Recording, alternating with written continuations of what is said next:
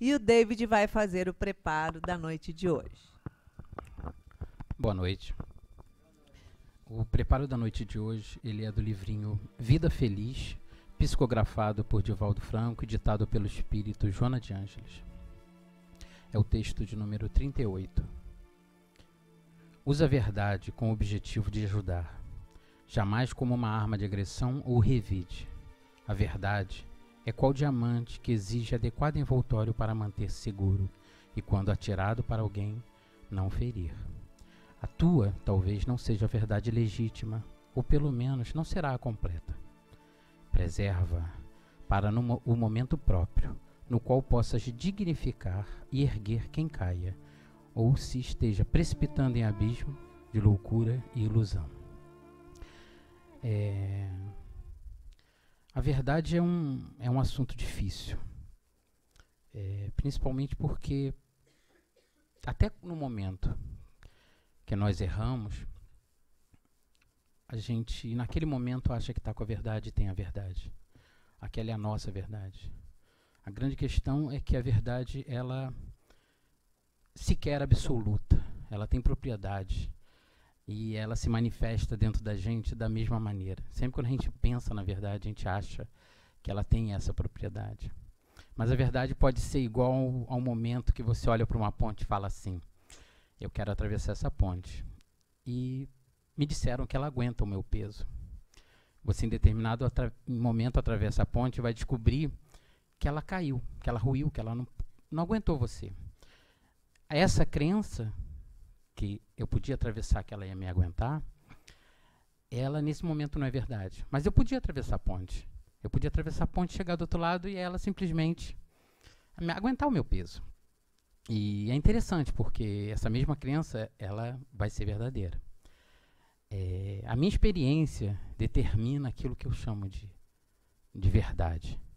Entretanto, não é essa a verdade que a gente coloca, não é a experiência que me traz a verdade. São os valores que eu depreendo de uma doutrina em que uso o amor como eixo, em que tem o amor como eixo, e não a materialidade, não a experiência no mundo. Portanto, eu quero melhorar esse mundo. Eu não posso utilizar a verdade como um instrumento para modificar ele para algo que eu não gosto.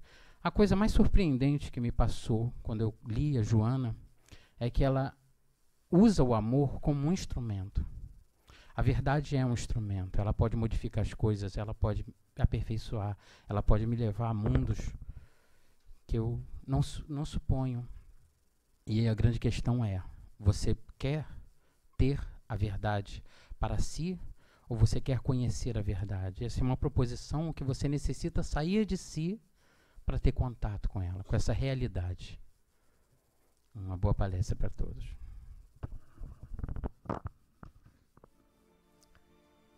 Jesus, Mestre amoroso, amigo incansável, que nos acolhe nos braços, abrandando os nossos corações que em tantos momentos se encontram aflitos, ansiosos.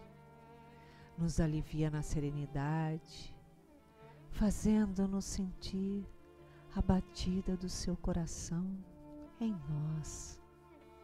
Pedimos a Ti, pedimos a Joana de Ângeles, nossa mentora querida, amorosa, que com o seu carinho e a sua inspiração envolva amorosamente nos seus braços nosso amigo querido Marcelo Uchoa, nos estudos que ele preparou para a noite de hoje. Graças a Deus.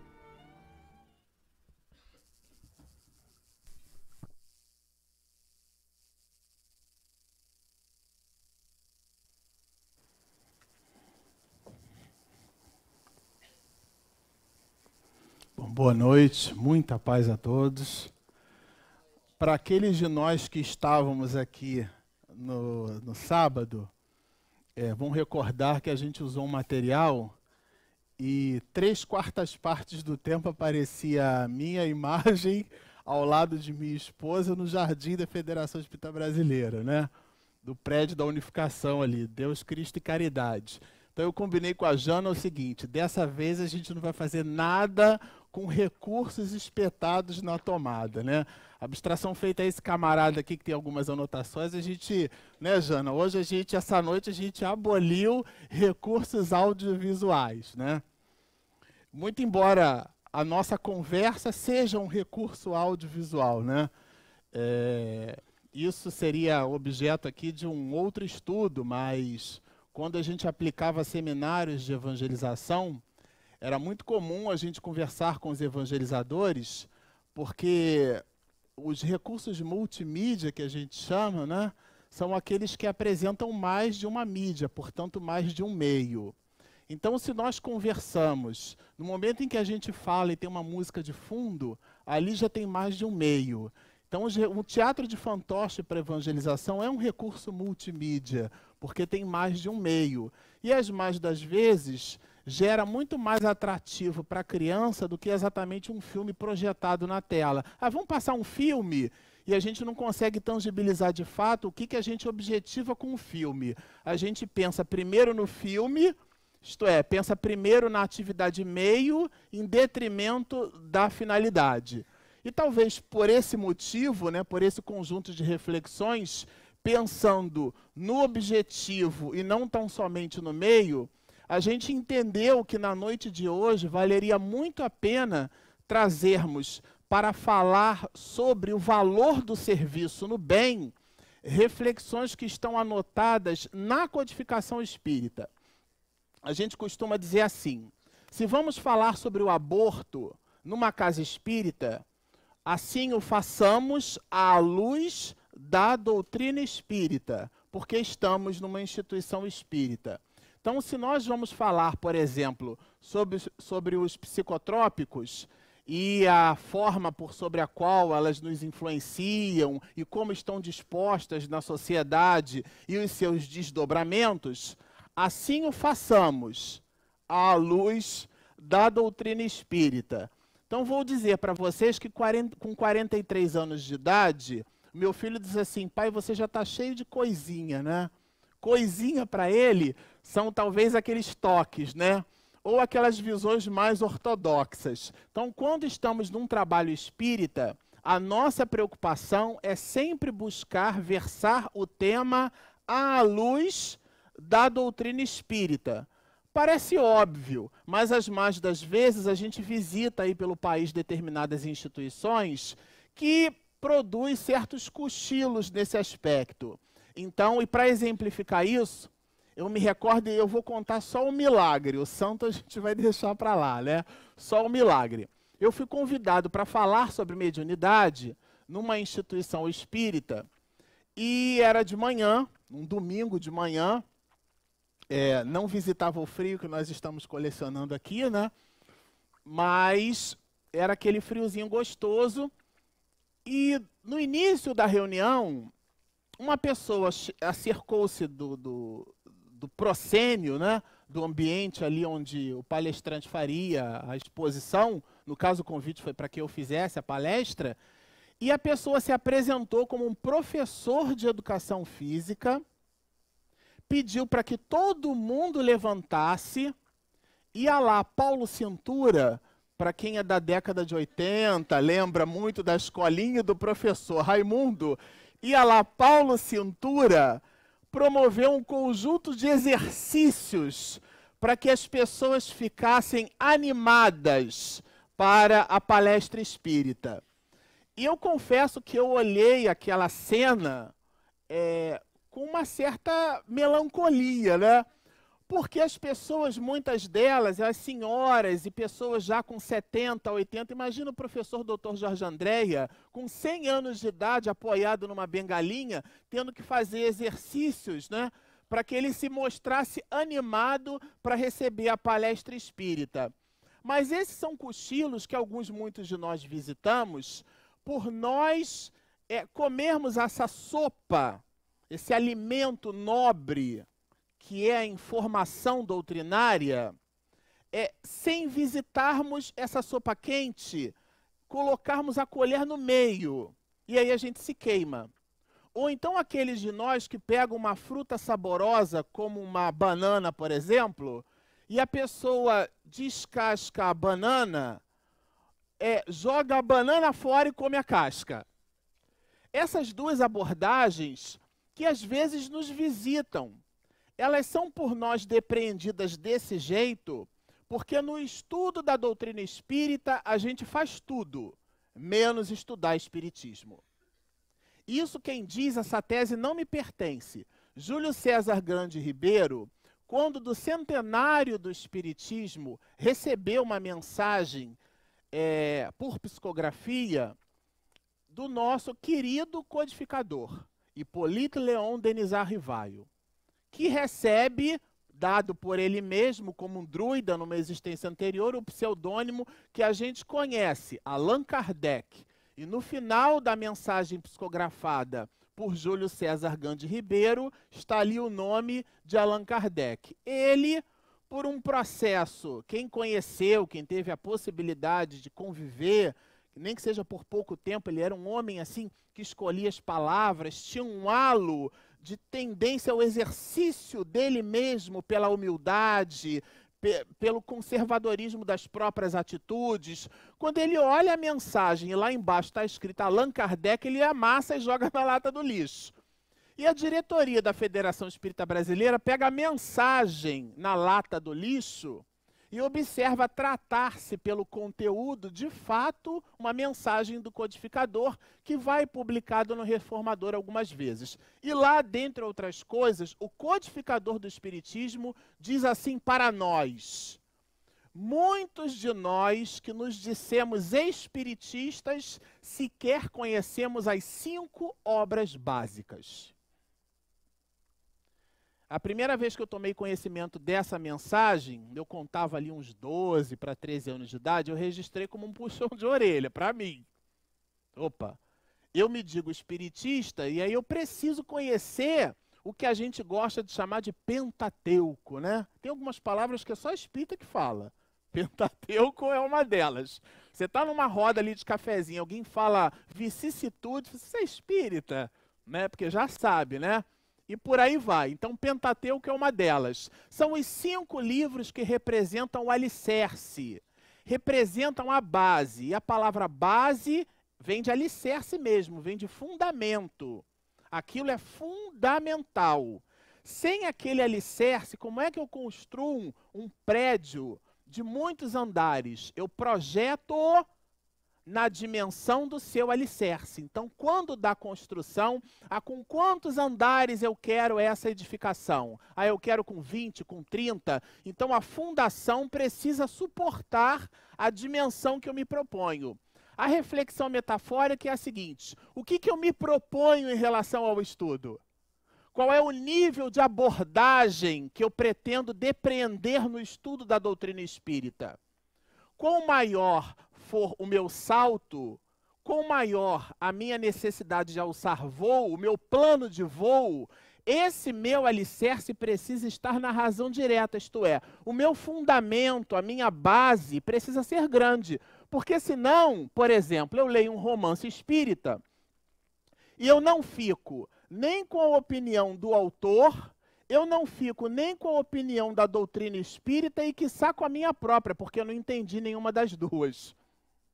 Isso acontece, por isso que às vezes a gente recomenda, quando da leitura de um romance, que é uma maravilha, uma delícia, né? A gente lê, tem alguns romances que eu me lembro que eu lia voltando da faculdade, segurando ali o ônibus, eu não queria desgrudar, porque os romances são maravilhosos, a gente entra na cena, sobretudo os de Emmanuel, por exemplo, recentemente a Regina releu, né, o livro Renúncia, que é um exemplo assim maravilhoso. O título do livro traduz, recomendo a leitura ou a releitura, né? Então ele traz muita informação, a gente não quer parar de ler, tudo muito ótimo. A questão é que as informações ali descritas precisam estar ancoradas na doutrina espírita. Então é de lá que nós precisamos trazer as nossas reflexões. E por esse motivo, nós retiramos do livro Céu e Inferno, que é um livro, confesso, pouco lido por muitos de nós, que a maioria de nós leu o Evangelho, leu o Livro dos Espíritos, né? Não tem nenhuma figurinha no livro de... Tirando prolegômenos que tem, né? Ó, não tem nenhuma figura. 1019 pega um livro grossão, né? Até o Divaldo brinca, ele diz assim, que o livro, quando é muito lido, ele fica grosso, né? Fica gordo. Porque aquele fininho é aquele que a gente bota na estante, assim, só para enfeitar, né? Mas o que a gente lê, relê, faz anotações, vira, volta, leva para um lado, para o outro, enfia na bolsa, tira, o livro amassa, fica torto. Aquele que a gente manuseia, esse fica gordo, né? Ele fica quase obeso, ali, o livro fica bem gordinho, né? O fininho é aquele que a gente usa para enfeitar a estante. Esse livro gordo, grosso, ele a gente encontra em muitos espiritistas, quando dá mão, no Evangelho, no Livro dos Espíritos, muitos, no Livro dos Médiuns. Agora, o Céu e o Inferno é igual a Gênese. É um livro difícil, né? Obra científica, um negócio complicado, né? Aliás, a esse respeito, na minha época de vestibular, e aí quando fala minha época já está derrubado, porque já sabe que já passou de 30 para lá, mas não tinha esse negócio de Enem. O Enem é moderno, né? Na minha época não tinha isso. E na segunda fase do meu vestibular, caiu uma questão na discursiva de Química que estava exatamente descrita no livro de Gênese. A questão era assim, o hidrogênio, ele é combustível. Vou puxar da memória de vocês na tabela periódica, se eu olhar para a tabela periódica, tem gente que já ficou, meu Deus do céu, né? Falou tabela periódica, dá até um tremor assim, né? Então, olhando para a tabela periódica, no canto superior esquerdo está lá o hidrogênio. Um elétron na última camada. Aliás, e única, né? Está lá ele lá, bonito lá. O hidrogênio, esse elemento químico, ele pega fogo. A gente diz que ele é combustível. A gente olha aqueles caminhões assim, né? Hidrogênio inflamável, né? Quem já viu? É o hidrogênio, acho que todo mundo já viu, né? E aí um gás, se você espreme o gás, pressuriza, as moléculas ficam tão juntinhas que ele muda de estado, isto é, ele liquefaz. Então tá lá, o caminhão transportando hidrogênio, aquele é um combustível, fica longe. Então o hidrogênio é combustível. O oxigênio, ele é comburente, isto é, ele alimenta a combustão. Quem já não fez um churrasco e, para poder aumentar ali a labareda de fogo, pegou qualquer uma coisa e ficou abanando ali. Além de alguns outros gases inertes que a gente não vai entrar no detalhe, mas ali empurra o oxigênio, ó, fica bonito, né? E aí aumenta. Então o oxigênio, ele é comburente. A questão de química foi a seguinte: se o hidrogênio é combustível e o oxigênio é comburente, por que que a água não pega fogo? H2O, não é? Então eu tenho 2 átomos de hidrogênio e 1 de oxigênio. Esse 1 de oxigênio, vou puxar pela memória, ele tem quantos elétrons na última camada? 6. O hidrogênio tem quantos? 1. Se eu tenho 2 de hidrogênio, com mais os 6 de oxigênio, quantos elétrons na última camada eu passo a ter? Quando juntos, 8. 8 é a regrinha para eu atingir estabilidade eletrônica. E aí eles ficam juntinhos, esses átomos juntinhos se transformam numa molécula, que a gente chama de molécula da água. Tudo bem? Aí a pergunta foi, por que que essa molécula de água não pega fogo? Discursiva de Química, do meu vestibular, segunda fase. E a resposta estava na Gênese. Os elementos químicos, quando se combinam, perdem as suas propriedades originais. Então, o oxigênio, quando fica braços dados com o hidrogênio, o oxigênio deixa de ser comburente e o hidrogênio deixa de ser combustível. Isso estava como está até hoje no livro A Gênese. Na semana passada, nós fomos para a Raiz da Serra apresentar um trabalho sobre mediunidade na Bíblia. E aí o estudo que a gente propôs para o grupo deu-nos uma visão de que existe um conjunto de informações antropológicas, sociais, histórica, cultural, dentro da Bíblia, que por si só já merecem o nosso estudo. Só por esse motivo, do ponto de vista cultural, para adquirir discernimento. Então, só por esse motivo, já merecia de nós o exame e o estudo, sem uma visão preconceitual dos bíblos, dos livros, muitos livros, dividindo-os entre antes e depois da presença de Jesus. Então, a análise, o estudo do Pentateuco kardeciano, estudar espiritismo, estudar religião, estudar de um modo geral, é importante porque amplia a nossa possibilidade de discernimento. Então a gente não fica com a opinião do expositor. Se é a opinião do orador, do expositor, do amigo, da entrevista, do livro que leu, vai coerente com os princípios da codificação, ela é por nós esposada, porque traz coerência com a codificação. Porque eu, Marcelo Shoa, posso me equivocar. Eu posso trazer um conteúdo aqui versado de uma forma que não é de acordo com a origem, com a base. Mas se nós não conhecemos a base e a origem, a gente não consegue identificar. Nós não somos assertivos.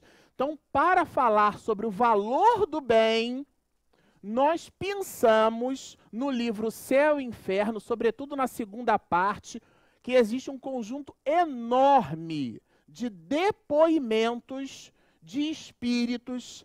Kardec classifica espíritos felizes, menos felizes, sofredores, e tem uma categoria especial de espíritos sofredores, que são os espíritos suicidas. Está lá. O espírito manifesta-se em reunião e dá a sua contribuição em cima da sua experiência pessoal. É o que aconteceu com ele, está escrito. É o depoimento do espírito.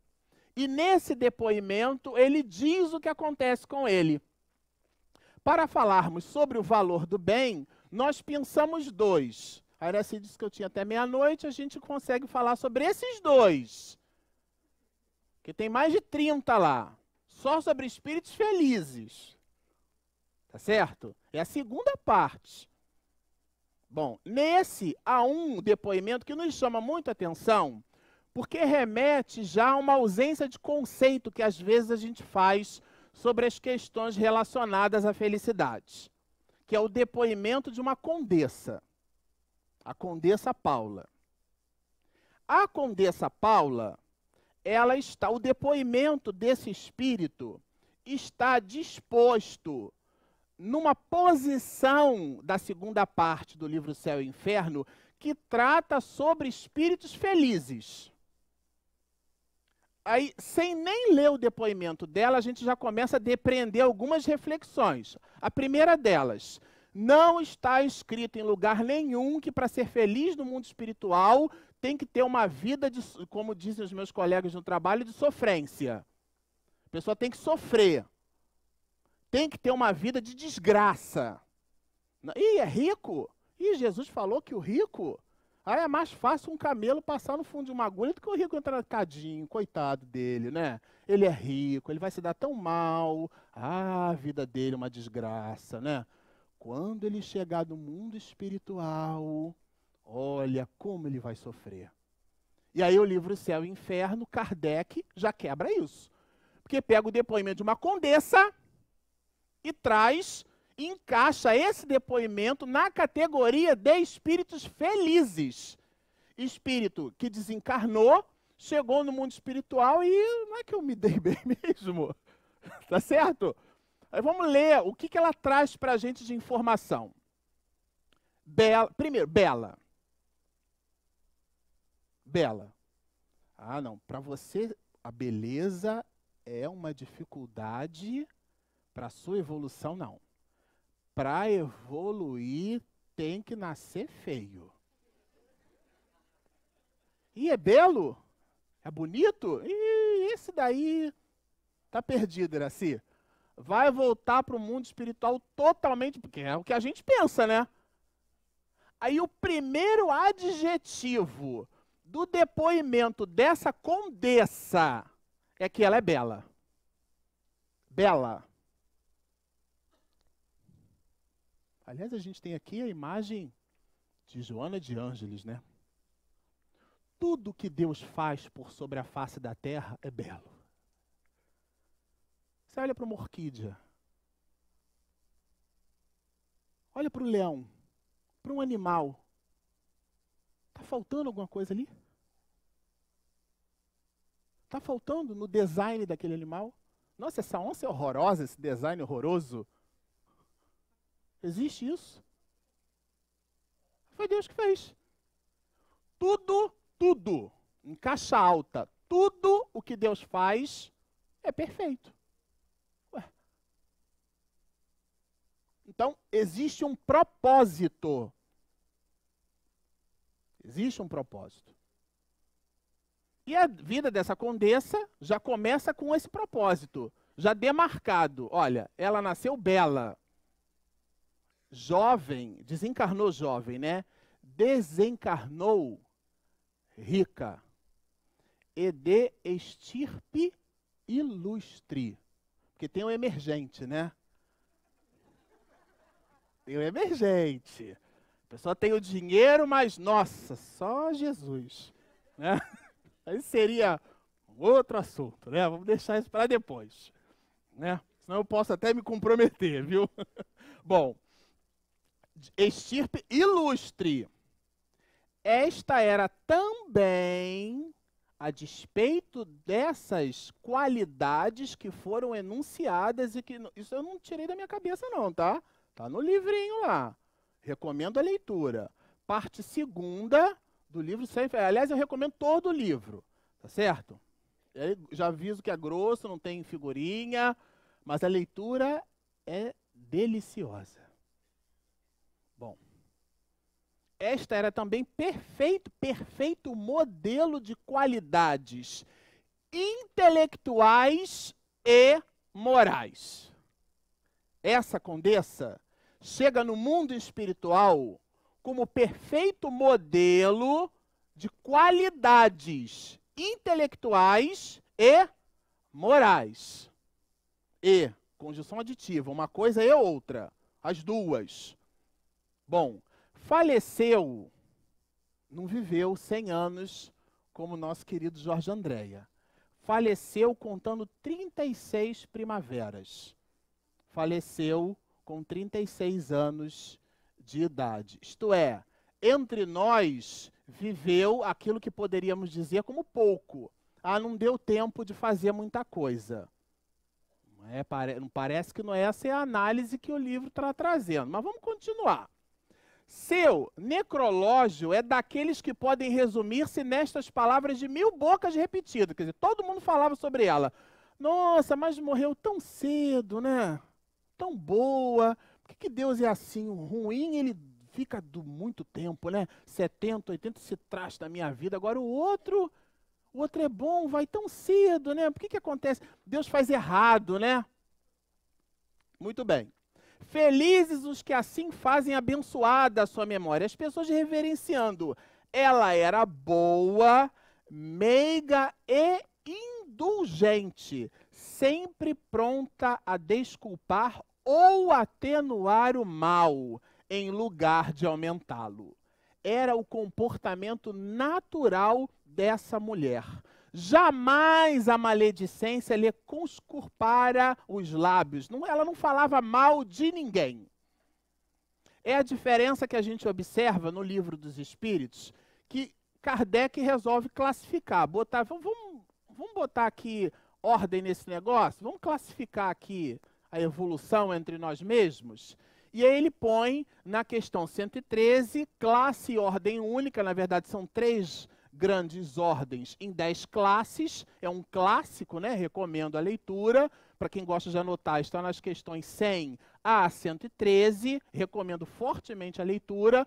Na questão 113, pegando do topo para baixo, que fica mais fácil analisar. Na questão 113, ali classifica espírito puro. Espírito puro é assim, desprendimento total da matéria. Nada de pensar no relógio, no carro, nada de pensar nas coisas materiais, de ficar presos. E a gente coloca isso como pronome possessivo, né? Não, meu carro, é minha casa. E às vezes o pronome possessivo em relação a pessoas. Meu filho, olha, minha mulher, meu marido, as pessoas são nossas, elas nos pertencem. Pronome possessivo. Certo? Então, a questão 113 é desprendimento total. Não tem nada disso. Da qual somente Jesus é o exemplo. Só Jesus. O resto de nós não está nessa classe e ordem única. Desprendimento total da matéria. Aí depois tem algumas variações que na segunda ordem é espírito bom. Aí tem uma série de variações sobre espíritos bons. Mas o mote dessas variações é assim, unicamente o desejo do bem. Se você uma única vez você quer esganar teu marido, tua filha, tua sogra, tu já é mais espírito bom. É unicamente o desejo do bem. Você, agora quando chegar em casa, bota a mão na cintura e fica esperando assim. Agora, né, com chinelo, com com aquele rolo, se for uma mulher, né, com aquele rolo de massa, senta aí que a gente vai conversar. Já não é mais espírito bom. Espírito bom é unicamente o desejo do bem. Olha, eu não sei vocês. Aí depois vem os de terceira ordem. Se forem aqueles espírito batedor, Regina fala que eu, né, espírito batedor, galhofeiro, zombeteiro e mondieiro, aí eu olho as descrições ali, dá até aquele sorrisinho assim que a gente dá, assim, nossa, como parece comigo essa descrição. Estou encaixado aqui, será que me conheceu? O negócio tem 200 anos, sou eu ali, olha, distribuído em várias facetas e tal. Esses somos nós, espíritos de terceira ordem. Mas ela parece estar numa dimensão diferenciada, tá certo? Porque jamais a maledicência lhe conspurcara os lábios, sem arrogância nem austeridade. Porque a coisa mais difícil que tem é conservar a seriedade quando se está com a razão. Porque quando a gente possui numa discussão um discernimento mais ampliado sobre uma circunstância, a gente parece até um pombo no cio, né? Infla o peito. Não, você está errado. Porque aí eu preciso estar certo, eu preciso projetar o ego. Eu preciso dizer para o outro que ele está numa posição de subserviência, está numa posição abaixo. E a despeito de orientar, de consolar, de afagar, de acolher, eu transformo o meu verbo num punhal. Eu agrido, eu firo, eu magoo. E o que é mais triste disso tudo é em nome de Jesus. É achando que está ajudando, achando que está orientando, que está amparando, mas o outro se sente humilhado, se sente diminuído, se sente constrangido, porque naquele momento, entre duas ou mais pessoas discutindo uma querela emocional ou uma circunstância de vida, há tudo, menos o sentimento de compaixão, de carinho, de indulgência, de se colocar no lugar do outro. Eu gostaria de estar... A abstração feita ao fato, ao erro, à dificuldade, Abstração feita a essas questões, eu gostaria de estar ouvindo o meu decesso dessa forma. Então, quando a gente lê aqui, olha, sem arrogância nem austeridade, isso é um conjunto. Eu ficaria asseguradamente 45 minutos só falando sobre isso. Só falando sobre esses dois sentimentos.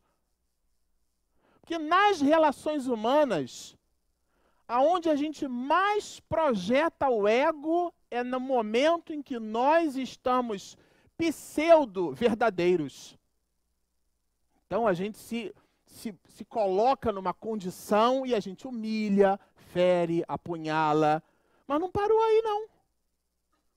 Era ao contrário, com benevolência e delicada familiaridade, que tratava os fâmulos, despercebida aos demais, de quaisquer aparências de superioridade ou de humilhante proteção.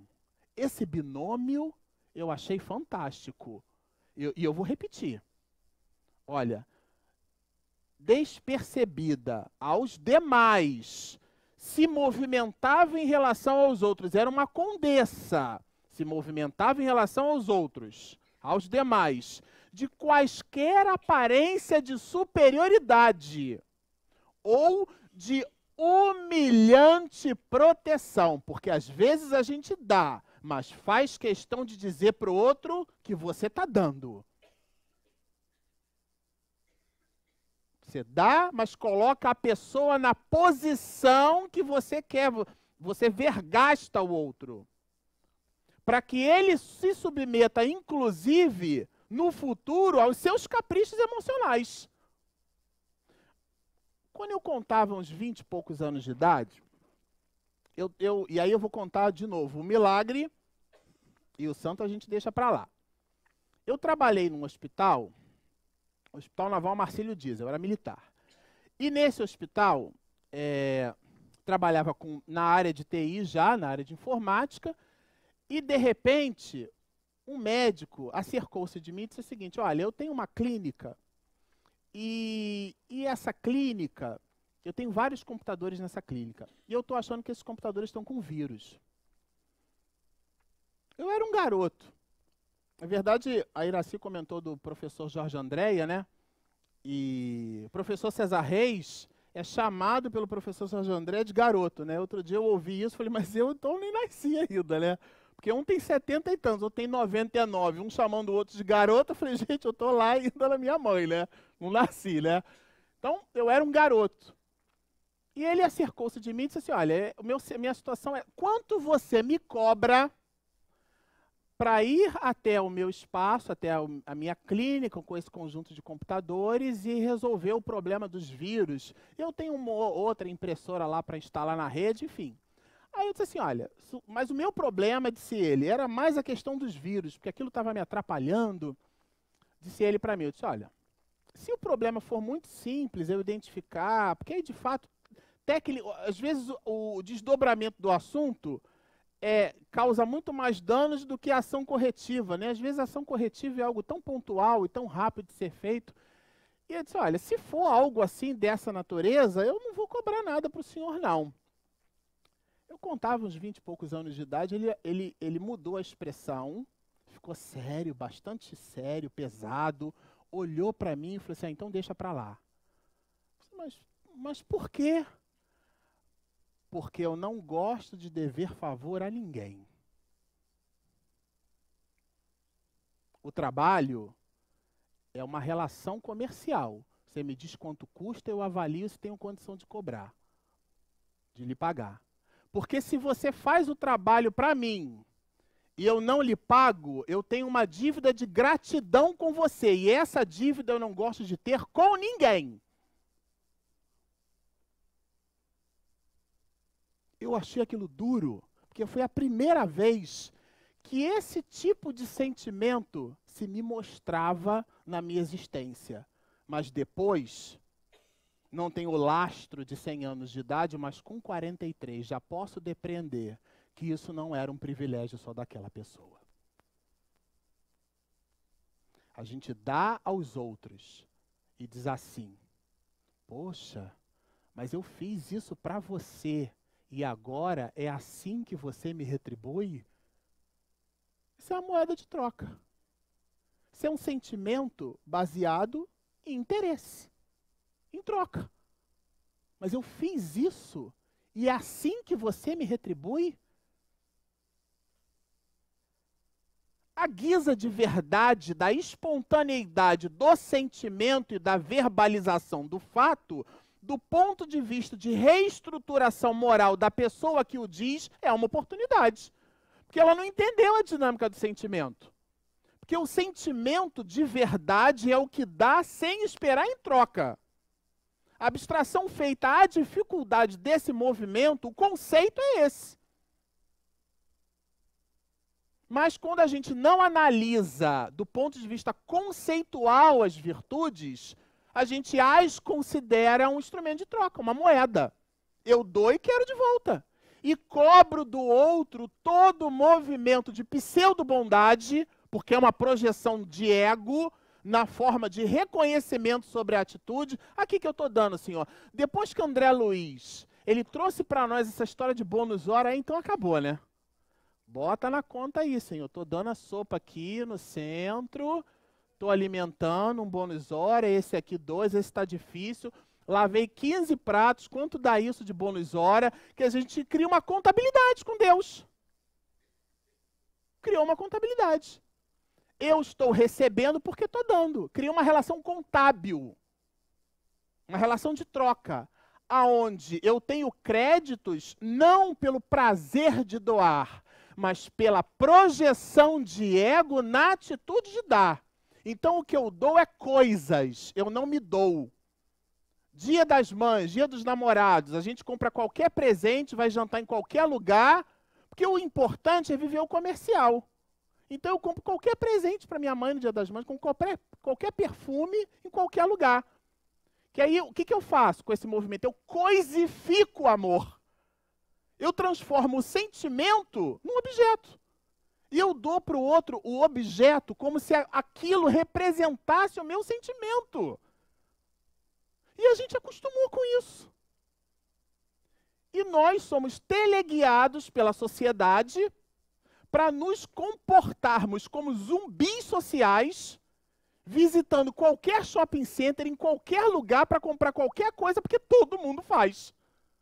E a gente chama isso de sentimento. Porque não lê o livrinho. Porque o livrinho não traz isso para a gente como análise conceitual da palavra. E continua o conjunto de virtudes da Condessa.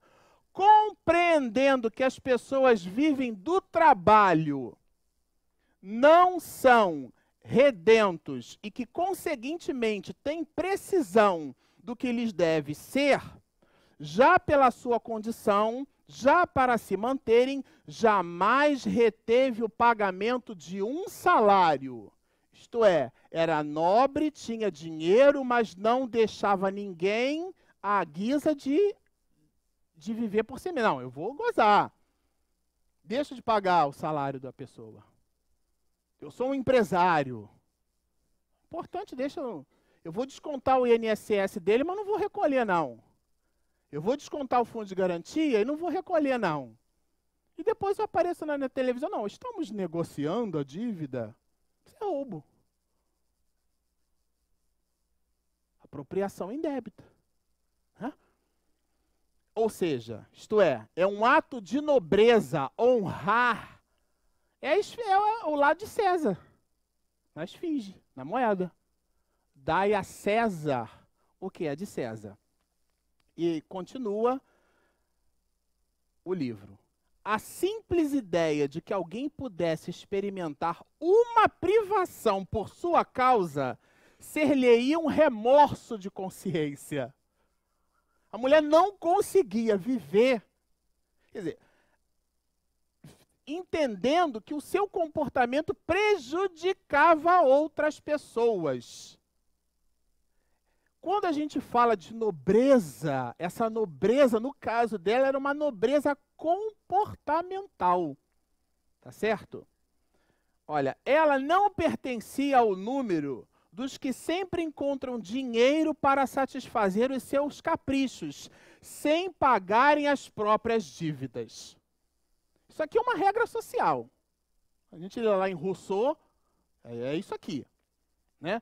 Não podia compreender que houvesse prazer para o rico em ter dívidas, e humilhada se julgaria se lhe dissessem que os seus fornecedores eram constrangidos a fazer-lhe adiantamentos.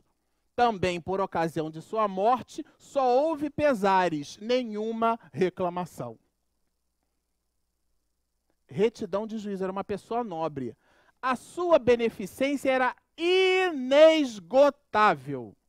Para não essa beneficência ostentadora à luz meridiana, e assim exercia a caridade de coração, que não por amor de vanglórias, isto é, não contabilizava ou não se fazia perceber para a sociedade que estava construindo benesses para os outros. Não enunciava os próprios haveres, não enunciava as próprias atitudes. Aliás, o valor moral do movimento no bem é o nosso compromisso com Deus. Nós não devemos compromisso com ninguém. Se entrar uma pessoa agora aqui e me chamar de honesto, eu não sou honesto porque a pessoa me chamou de honesto. Isso é uma tolice emocional, isso é uma infantilidade espiritual. Nós acreditarmos que nós somos a opinião das pessoas. Aliás, é curioso, a opinião dos outros tem o valor que a gente dá para essa opinião. Se eu falo alguma coisa aqui que vocês não acreditam, aí você não dá valor. Mas se eu digo algo que para vocês depreende ou amealha como importância, aí dá valor. Então, no final das contas, a opinião dos outros tem o valor que a gente atribui. Porque a verdade, segundo Emmanuel, é um grande espelho que Deus colocou por sobre a face da terra, e aí ele jogou esse espelho e ele se espatifou. E cada um de nós pega um fragmento desse espelho e vê refletida ali a sua verdade. E nós não temos a verdade absoluta. Não a possuímos. O que possuímos, até em função da nossa condição espiritual, que é míope, é uma visão fragmentada da verdade. Então não podemos nos posicionar diante da vida como se nós fôssemos policiais do Evangelho, apontando o defeito dos outros, dizendo esse ou aquele comportamento, você deve fazer isso, estabelecendo receitas de felicidade para os outros, quando, na verdade, o objetivo da informação é o nosso próprio soerguimento. Divaldo faz até uma brincadeira a esse respeito. Ele diz que certa vez, isso há muitos anos atrás, ele pediu assim para a Joana, né, que... Escute, a gente psicografa tanta coisa para as pessoas. Não tem como eu receber uma mensagem para mim, né? Ele brinca com isso, Divaldo, né? Muito jovial. Não tem como eu receber uma mensagem para mim. Você escrever alguma coisa para eu ler, que seja para mim. Aí ele conta que a Joana respondeu assim para ele: olha, se você leia a mensagem, leia qualquer uma dessas assim. Não, porque tu és tu, e, pois é, eu as publico na segunda pessoa, isto é para ti, porque tá tu. Se você as publica para os outros, é um problema seu, mas a mensagem é para você. Porque a gente tem esse malveso, né, de achar, nossa, aquilo que ele falou, minha mãe tinha que estar aqui. Minha mãe tinha que ouvir aquilo. Ah, meu pai, nossa, aquilo foi para o meu pai. Mas não, meu pai não estava, era eu que estava, então é para mim. Quer dizer, a gente coloca sempre nas outras pessoas. Uma das grandes belezas do Espiritismo é que ele traz para nós, nós somos o artífice do nosso futuro. Não dá para colocar na conta do diabo, a gente até chama de obsessor, né? Eu cheguei aqui um pouco mais cedo e acabei tendo a alegria, né, do sabor do trabalho que foi feito aqui mais cedo, falando sobre os tipos de obsessão. Mas o espírito, depois que entendeu obsessão, mudou o nome. Não é mais demônio, chama de obsessor. Mas é igual obsessor. É como a água fluidificada. A gente não chama de água benta, mas olha, minha filha, toma que vai resolver todos os seus problemas. Cura câncer em 5 minutos. Porque vou beber um pouquinho. Vai que resolve, né? Quer dizer, é o atavismo. É uma relação desprendida do conceito. Eu trouxe isso aqui numa outra oportunidade para nós encerrarmos e vale a pena repetir. O nosso, ainda falando sobre o Divaldo, ele fez uma conferência e no final da conferência uma mulher acercou-se dele e disse assim: Divaldo, eu cometi 16 abortos. Aí ele olhou para ela e falou assim: pois não, mas você não vai ficar estarrecido porque eu matei 16 crianças. E aquelas crianças a quem eu matei, não. O crime a gente deixa para Deus e a sua consciência. O que eu posso fazer para ajudar? Ele, Divaldo, dizendo. E encaminhou a mulher para a Mansão do Caminho. Para quem não conhece, recomendamos fortemente a visita. É uma cidade dentro de um bairro, em Pau da Lima. São 53 edificações. São mais de 3.000 crianças sendo assistidas diariamente. A criança chega de manhã cedo, perto das 7 horas da manhã, com a roupinha do corpo. Aí eles tiram a roupinha da criança e colocam um uniforme. Aquela roupinha que tiraram vai para a lavanderia.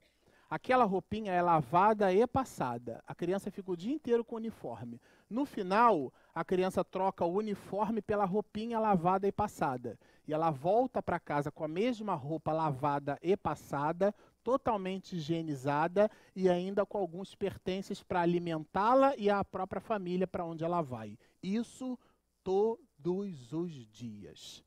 Então o Divaldo encaminhou a mulher para a Mansão do Caminho, criança saindo pelo ladrão, mas aí o que a gente quer chamar a atenção? Um confrade espírita que conhecia o drama, virou-se para ele e disse assim: mas Divaldo, eu não sei como é que você consegue se relacionar com essa mulher, porque ele conhecia a situação. Mas por quê? Porque ela é homicida. Ela matou 16 crianças. E essas crianças, elas estão ali, obsediando-a, rodeando-a o tempo inteiro. E o Divaldo arrematou. Eu nunca vi. E arrematou. Porque o Deus a quem eu amo, disse ele, não é o que pune com obsessores, é o que abre as portas a quem deseja redenção. Então o Deus de Israel, o nosso Deus, não é um Deus tribal. O nosso Deus não é um Deus espírita, islamista, católico, é um Deus cósmico. E Deus estabeleceu regramentos, que a gente chama de leis. Regras de acentuação, tem exceção, agora lei não. Não matarás, ponto. Aliás, é um advérbio de negação. Advérbio é uma palavra invariável que modifica o adjetivo, o verbo e o próprio advérbio. É invariável. Não matarás, não tem assim, observação. Em caso de... Não tem isso. É não matarás, ponto. Nós é que damos jeitinho na lei, estabelecendo as nossas conveniências pessoais. Então a grande beleza do Espiritismo, a nós nos parece, é, a despeito desse entendimento, podermos ter condição de escolher como eu quero me movimentar na vida. Porque eu estou entendendo que o que eu tenho no futuro é exatamente o resultado do que eu faço hoje. Deus não estabelece privilégios, santidade, santos separados por Deus. Estamos todos no mesmo contexto, todos, sem distinção. Então, que na noite de hoje, o nosso parco objetivo seria, em trazendo esse conjunto de informações, que a gente vá para casa e que a gente pense, o que eu me proponho? Qual que é o meu objetivo de vida? Eu estou aqui para quê? Eu venho fazer o que à noite no Seja Barra, nas reuniões públicas? Por que eu escuto palestra pública? Por que eu leio um livro? Por que eu quero ser espírita? Porque as nossas atitudes, elas devem estar na razão direta dos nossos objetivos. Eu escolhi um objetivo de vida. Então, eu vivo a abstração feita a dificuldade em viver. Isso aí é outra palestra, mas já está escrito aqui que o tempo acabou, a gente não vai poder falar sobre isso. A abstração feita a essa dificuldade, eu tenho um propósito de vida. Eu escolhi aquele caminho, como alguém que escolheu passar no vestibular para a medicina. Vai ter que estudar muito. Então, enquanto está todo mundo indo para a praia, ele não se sente penalizado. Olha que interessante. Porque ele escolheu aquela benesse para ele. Então, a escolha tem o ônus e o bônus da escolha. O ônus e o bônus da nossa vida, ele está na razão direta das escolhas que nós fizemos. Esse é o segredo. Então, não tem, a partir daí, não tem como reclamar mais. Não tem como reclamar. E para nós encerrarmos, porque o tempo é um instrumento muito, muito, muito vigoroso. Muito. Eu vou ler 2 trechinhos do Evangelho segundo o Espiritismo. Eu disse que ia trazer o livrinho. Que caracterizam o homem de bem. O verdadeiro homem de bem, então, porque tem o falso. O verdadeiro homem de bem é o que cumpre a lei de justiça, de amor e caridade na sua maior pureza. Então tem a que cumpre na menor. E não é o verdadeiro. Isso não está escrito aqui, mas está escrito. Tá certo? Se ele interroga a consciência sobre seus próprios atos, a si mesmo perguntará se violou essa lei. Isto é, se fez todo o bem que podia, se não praticou o mal, se desprezou voluntariamente alguma ocasião de ser útil. Surgiu uma oportunidade, não, isso aí deixa que outro faz. Deposita fé em Deus. Existem coisas que a gente pode fazer, mas não deve. E existem outras coisas que a gente até deve fazer, mas não pode. Aí a gente bota na conta de Deus, olha, daqui para frente aí é contigo. Eu não posso mais. Reconhecer as próprias limitações, as próprias fraquezas, as próprias circunstâncias. Porque se eu for me guiar no comportamento extremo de bondade de Chico Xavier e do Dr. Bezerra de Menezes, por exemplo, eu vou entrar em depressão. Porque eles estão numa dimensão que não é a minha. Eu vou ficar deprimido. Quem é fiel no pouco, o será no muito. Ele sabe que sem a sua permissão, esse sua, o S é maiúsculas, é a permissão de Deus. Que sem a permissão de Deus, nada acontece e lhe submete à vontade. Senhor, seja feita a tua vontade e não a minha. Muita paz a todos.